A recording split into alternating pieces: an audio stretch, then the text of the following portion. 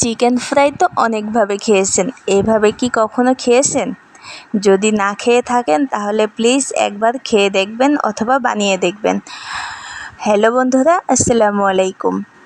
প্রথমে আমি মুরগির মাংস এভাবে স্লাইস করে কেটে নিলাম। তারপর আদা রসুন বাটা দিয়ে দিলাম 1 চামচ পরিমাণ, আর ধনে গুঁড়া দিয়ে দিলাম হাফ চামচ পরিমাণ, মরিচ গুঁড়া দিয়ে দিলাম হাফ চামচ, আর ধনিয়া গুঁড়া একটু দিলাম, আর দিয়ে লবণ স্বাদ মতো দিয়ে এরপর আমি ডিম দিয়ে দিলাম। যেহেতু আমাদের ডিমগুলো খুবই বড় ছিল, তাই একটা ডিমে অনেক আসছে, ছোটো ডিম ছিল না।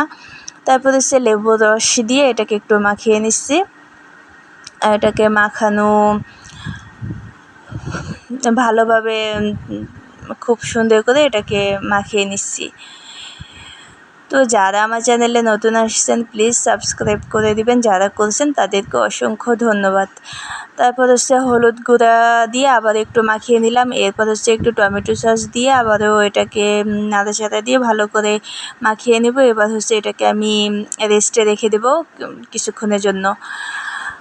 তারপর ওদিকে আমি শুকনো উপকরণগুলো নিয়ে নিব, আটা অথবা ময়দা যে যেটাই নেন। তো আমি এখানে 2 কাপ পরিমাণ আটা নিয়েছিলাম, সাথে মরিচ গুঁড়া দিয়েছিলাম 1 চামচ পরিমাণ, আর লবণ দিয়েছিলাম স্বাদ মতো। দিয়ে আমি আটাটাকে করে নিলাম। এবার মাংসের টুকরাগুলা দিয়ে দেখেন আমি অনেকক্ষণ ধরে আমি এটাকে অল্প অল্প মানে খুবই আস্তে আস্তে করে মুঠো করে নিচ্ছি।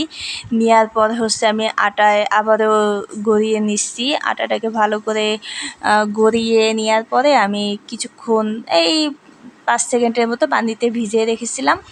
আবারও উঠিয়ে আবারও দিয়ে নিচ্ছি। মানে এখানে যত আপনি আটায় সাথে ময়দাটা মেখে নেবেন তত লেয়ারটা সুন্দর আসবে। তারপর আমি এটাকে তেলে ভেজে নিব। অল্প আঁচে আমি এটাকে মুচো মুচো করে ভেজে নেব। দেখেন কি সুন্দর লেয়ার এসছে, খুবই সুন্দর লাগছে দেখতে।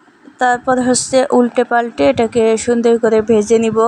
অল্প আঁচে, অবশ্যই অল্প আঁচে ভেজে নিতে হবে, যাতে বেশি জোরে জাল দিলে এটা পুড়ে যাওয়ার সম্ভাবনা থাকবে। তাই অল্প আঁচে ভেজে নিবে, তাহলে ভিতর থেকে খুবই টেস্ট হবে আর সিদ্ধ হবে ভালোভাবে।